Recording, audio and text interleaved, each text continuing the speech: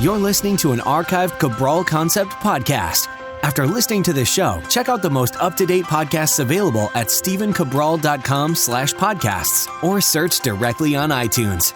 And now, welcome to the Cabral Concept, where board-certified naturopath and integrative health practitioner Dr. Stephen Cabral shares how he was diagnosed at the age of 17 with a life-altering illness and given no hope for recovery. It was only after studying and traveling all over the world did he discover how to combine ancient Ayurvedic healing practices with state-of-the-art naturopathic and functional medicine to fully rebalance the body and re-energize it with life. It's time to discover how to get well, lose weight, and finally feel alive again. And now, here's your host, Dr. Stephen Cabral.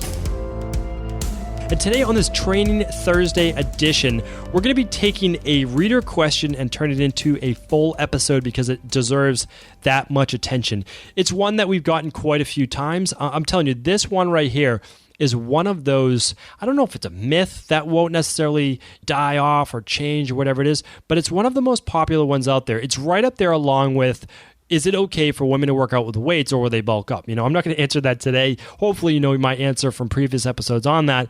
But this is right up there. And it's, should you split up your body parts when working out? So it's a really great question. This is a question I get quite often. And I'll be honest right now. There are two different ways to answer this. So I'm going to answer the less predominant way first, meaning like there's a few people out there who should split body parts. And those people are specifically physique-based competitors, meaning like if you are a bodybuilder or you are someone who's looking to do a fitness-based show, there's sometimes a really good argument to make should you split body parts. So let's talk about that. You should split your body parts. Oh, so what does that actually mean? Now, it sounds like strange, like you're splitting your body parts. But what it means is this, that should you just train upper body one day and then lower body the next and then a day off upper body and then lower body? Or should it maybe be like chest and back and the next day just arms, the next day after that shoulders and legs? Or should you do chest and triceps because they're complementary muscle groups, back and biceps, and then on the third day legs and then a day off? So you can see how I'm kind of splitting up the body. That's what I mean by that, splitting up body parts. So this is actually very highly effective, and I've trained many bodybuilders as well as myself this way over a decade ago. But since I no longer do natural-based bodybuilding, it's not part of my arsenal. It's not part of my repertoire for how I would possibly train myself. So the reason why it's more effective to split body parts is when you're really looking for more muscular growth in a certain area, training that body part more often will increase hypertrophy if done correctly. Meaning like if there's more volume, if you're a guy, let's just say, and you're trying to get your pectoral muscles, your chest muscles larger. If you train your chest 3 times a week, like on a Monday, Wednesday, and Friday, and you're hitting it from different angles and all of those different things, it will typically grow larger, and the reason is that you're providing more volume for your chest. Now, you can certainly overdo it. You can overtrain, and then you haven't given your chest muscles enough time to rest and recuperate, or you might be going high rep every day, which would be incorrect. You might want to do a low rep day of like 5 sets of 5, and then on a Wednesday, you might do 3 sets of 15, and then on a Friday, you might do 4 sets of 8. You can see how you can change how you're kind of targeting, whether it is the not necessarily fast twitch, slow twitch, but more absolute strength, neurological strength, hypertrophy-based strength, or endurance-based muscle fiber strength. So you can look at it from different angles. Now, that's probably way too complicated. You're saying, like, this makes absolutely no sense. So it will make sense for a lot of the personal trainers and health practitioners out there for that. But now let's talk to, like, the 99% of the people who are listening right now. All right, if you're in the 99%, you are probably working out 3 days per week, maybe 4 if we're lucky. That's okay, no problem with that at all. I always say just if you can get in more days than not, excellent. But if you could do a Monday, Wednesday, Friday, or Tuesday, Thursday, Saturday, where you're not letting more than 2 days elapse without working out, and you're walking every day, you're ahead of the curve. You're doing absolutely fantastic, and please keep that up. Like 3 days a week of working out, resistance training, done in a metabolic interval fashion. Again, just look back at previous Thursday episodes. It will teach you all of these different things. Then you're way ahead of the game. So why should you not split body parts if you're doing 3 days a week? Simply this. There aren't enough days in the week to split body parts. Plus, you really want to work your legs, not from a cardio perspective, because remember, when you do cardio, that's your heart and lungs talking, that's your heart and lungs working. When you work your legs with resistance, whether it's even just bodyweight squats, lunges, deadlifts, step-ups, you are actually training that muscle to failure or to fatigue, And when that happens, you're working more fast twitch muscle fibers. That's going to be better for boosting metabolism. And at the same time, you are creating what's called an interval-based or metabolic-based effect that boosts your metabolism for the next up to 31 to 36 hours. So you can see why I say you don't necessarily have to train every day. You can train every other day and still get those great benefits because you're going to keep your metabolism boosted for the next day if it's done correctly, right? So you're going to get that heart rate going for anywhere from 30 seconds to 90 seconds, and then you'll bring it back down. You'll do it again. I like to do it through a resistance training because then I'm doing both my cardio and resistance at once.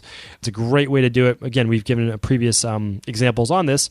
But the other reason why you don't want to split your body parts if you're just your average exerciser and you're not a bodybuilder is because you're looking to boost your metabolism, and you do that best when we work both your upper and lower body. Now, why would you do that? Well, because you're working more total muscle fiber. So if I want to work the largest muscles in my body, I'm going to just say this. I'm going to say, okay, well, the glutes are the largest, you mean in your butt, is the largest muscle group in your body. So when you do squats, lunges, step-ups, or deadlifts, you're working your glutes. Now, if you're doing 2 leg exercises per exercise, or per workout, you're going to not only boost your fat burning potential, you're going to boost your fat burning hormones as well. And so you're going to burn more body fat during that workout and post workout as well.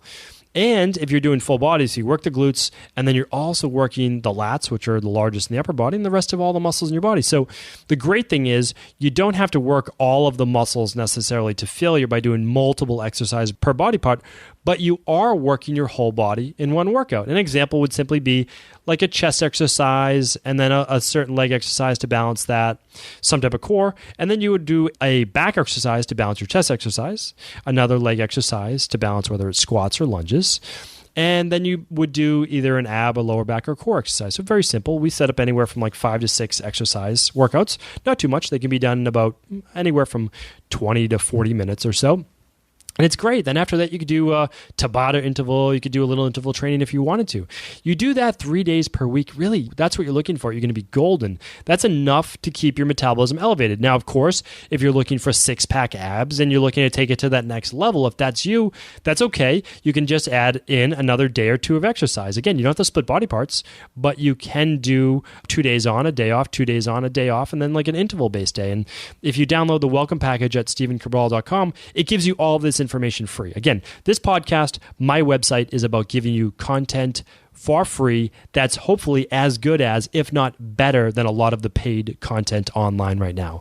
And the reason is that I've been doing this now for exactly 20 years. And in 20 years, I have a lot of data. I have over 200,000 one-on-one client appointments. That's a lot of data. I know it works. I see what works. And that's because we get to see it every single day in my 2 practices in Boston. One's weight loss based, body transformation based, and the other one is wellness based. So again, just a lot of data. I want to share this with you. There's nothing really to promote at all, and that's just giving you this great content.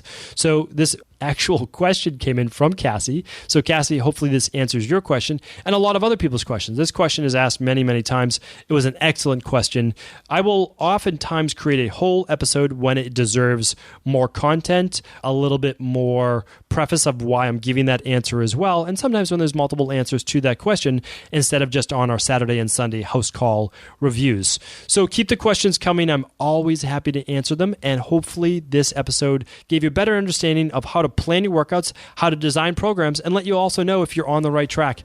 Thanks, everyone, and please do feel free to share this show with anyone you believe it could help. Ever wonder what the best sauna, blue blockers, sleep trackers, wake lights, salt lamps, or other health gadgets are? Or what about the top non-toxic mattresses, sheets, soaps, bath products, toothpaste, and cookware? Or would you like to know the cleanest choices for hemp parts, meal delivery services, supplements, and much more? I personally curated, researched, and now created a resource page of all of my top picks that continues to grow each week. These are the exact products I use in my own life, with my family, in my private practice, and they're the ones I trust. To find out all of my up-to-date recommendations and all the details, simply head on over to StephenCabral.com/resources.